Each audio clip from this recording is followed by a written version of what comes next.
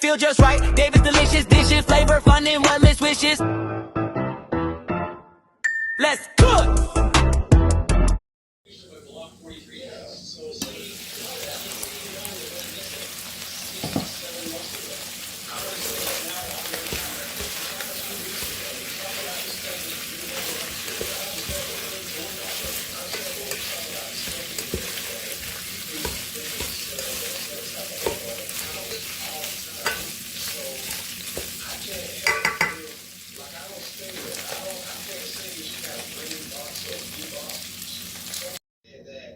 She said, you know, I didn't mean that. I said it because I was mad. And I said, you need to apologize to me. And that's when she said, she was right there. She was laying right there when she said, you don't have to do this. She said, I apologize. You don't have to do this. I don't know. Daddy, and you knew those kids were going to be there. That's why you lost them on your way. I don't know who she was dealing with.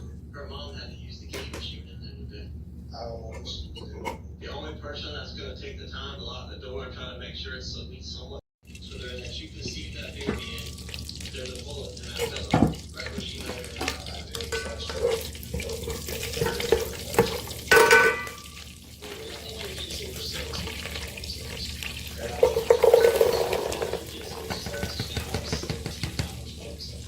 No food, no water, no one to take care of them. After they just watched the bed.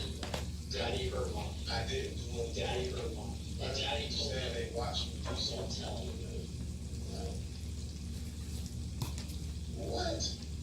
That means that it's another man that said, don't tell Daddy. Could have been. It was Nick. Nick did. I mean, oh, that's why it said Nick. Nah, she was wrong. You don't know her? Nah, no. Who is it? Nah, just a guy who's on up the street from here. That's running around with your toys for you, just no, he doesn't have toys. He had his own. That was just the last time I was in with a firearm. That was 5 mentioned. Not what, 42 minutes? No. I bet Nick broke in and stole the Glock 43 minutes. And the source for you. I don't know. Are you violent? No, I'm pretty. People are just all lying. I'm pretty passive aggressive.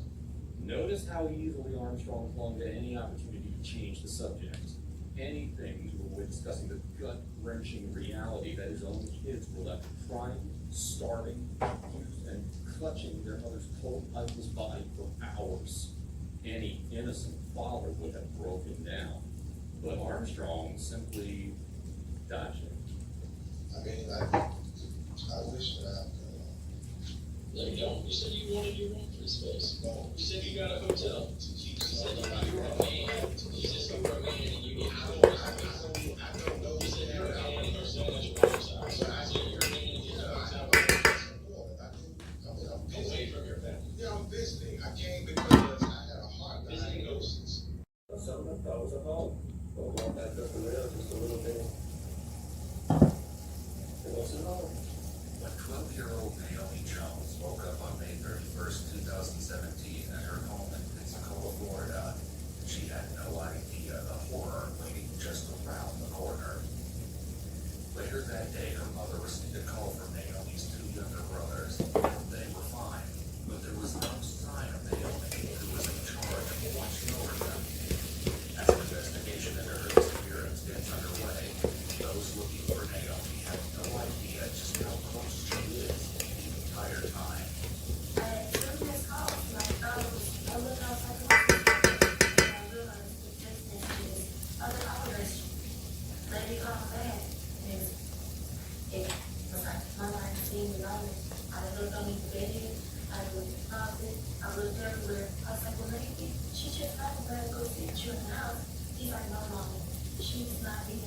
Knowing her 12-year-old daughter would never abandon her brothers under anything less than extreme circumstances, Naomi's mother, Shantara Modi, left work and rushed home to search for her daughter.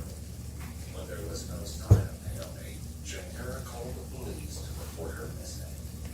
Authorities took the report of a missing child seriously and jumped into action. Right away, they began canvassing the apartment complex where Naomi and her family lived, and surrounding neighborhood, as well as organizing a foot search. Their efforts quickly turned up some distressing evidence.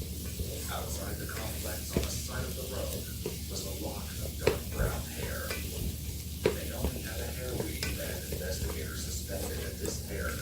torn or pulled free during the struggle. This theory was further supported when they found an additional lock of hair some feet away in the grass.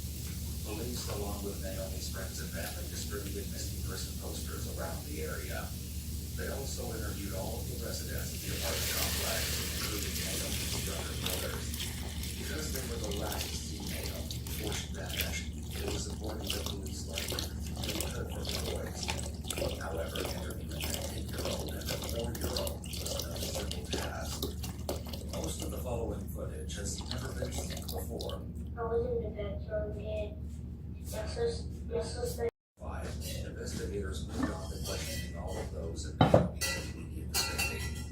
Combined with an ongoing foot search for Naomi, this was no small task, and the FBI soon joined the search for Naomi. In addition to her case, police obtained search warrants for several crimes. One such unit belonged to Naomi. Police were particularly interested in her apartment because it had a direct line of sight to Naomi's back deck, where the girl was known to often dance. They were concerned that her dancing could have attracted unwanted, inappropriate attention. In the course of searching the apartment, investigators discovered that Lauren's boyfriend, Robert Howard, spent a good deal of time in the residence, despite having his own home about an hour away. how long have you been with Robert? 2 years. About 2 years. Okay.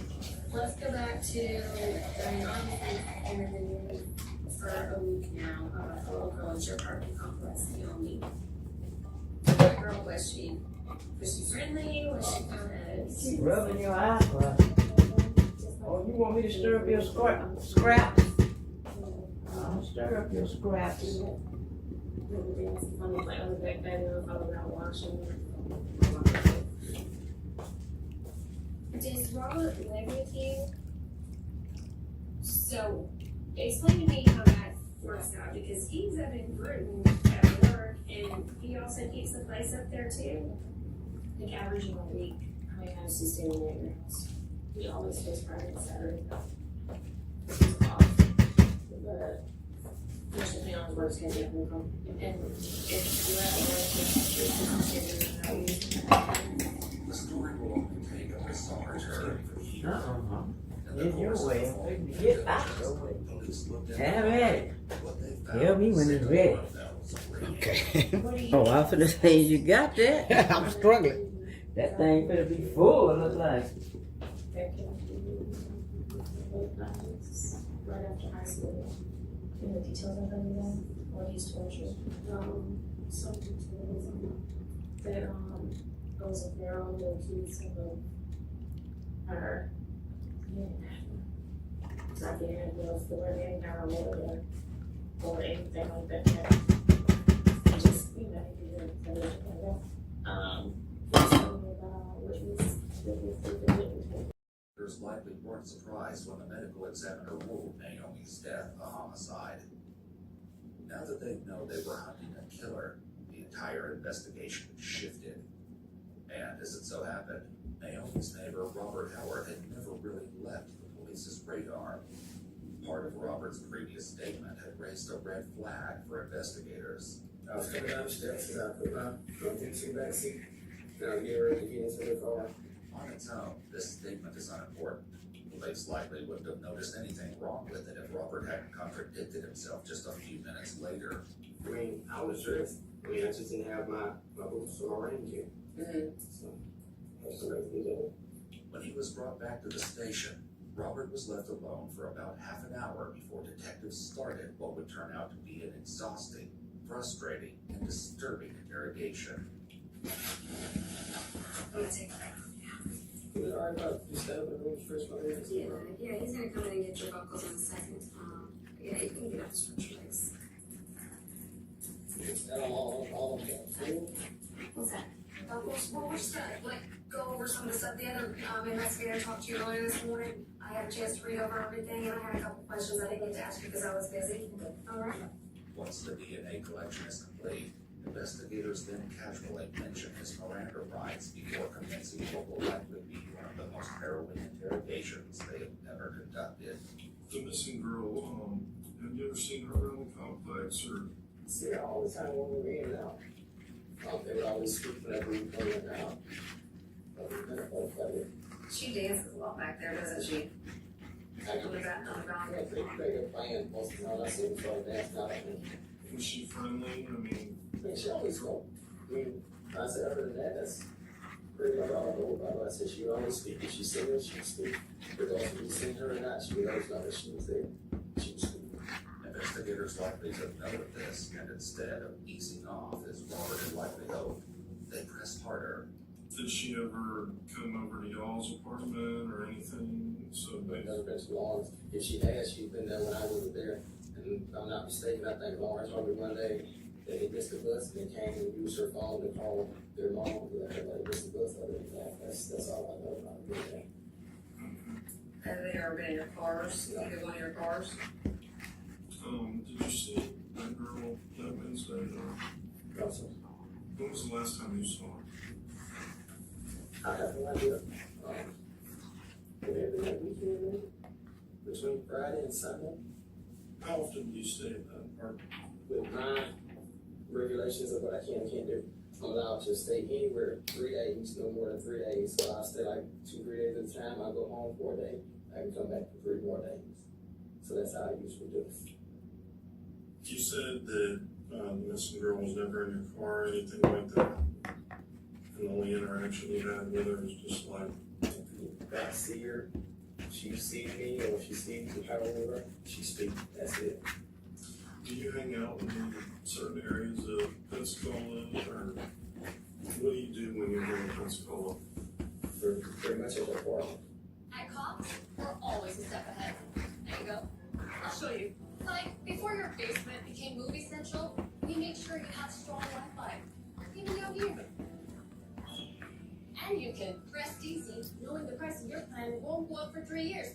You were there at 1:30. That phone number you gave me, it's the phone number we subpoenaed for the records. You were at the apartments at 1:30. You were not in Brooklyn. I was on my way to do You were.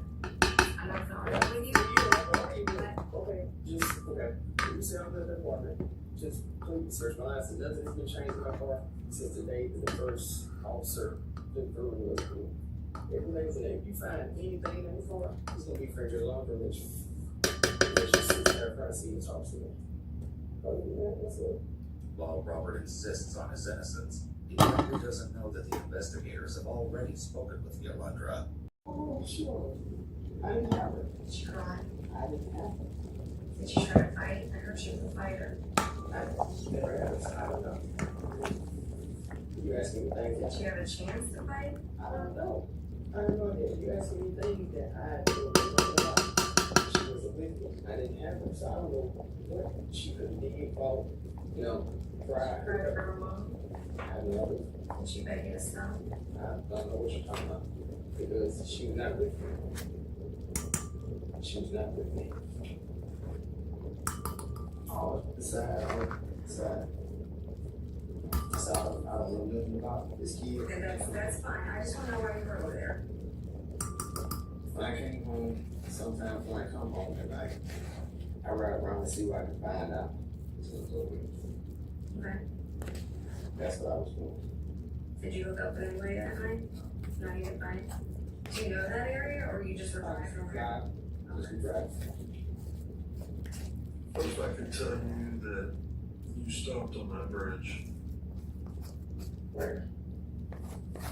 right there where she was found. When you turn off Detroit on Ashton there, you go up past that business a little ways, and there's a bridge there with big concrete things and rails on top of it. Yeah. So I started on the first time I stopped when I got back up to that point. That stops. You ever stopped on that bridge? You sure about that? Thought we were being truthful. We are. We walked out that door, but you're not gonna have a lot of chance to tell us you stopped, so I told you I can prove you stopped right around the bridge. Oh, yeah, all right. You stopped right one time, and then you're coming back towards the heading for a passage. At all.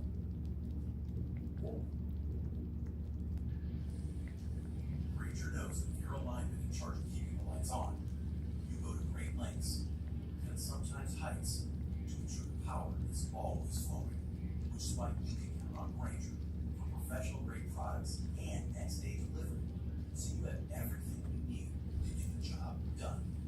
Call 1-800-GRAINGER, with Grainger.com, or just stop by. Grainger.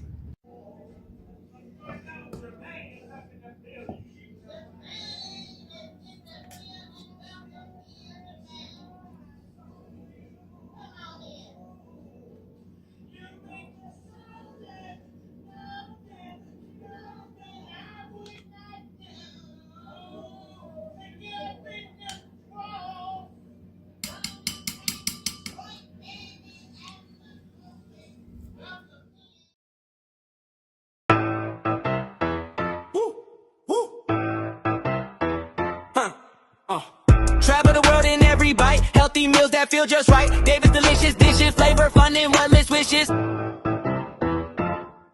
Let's cook!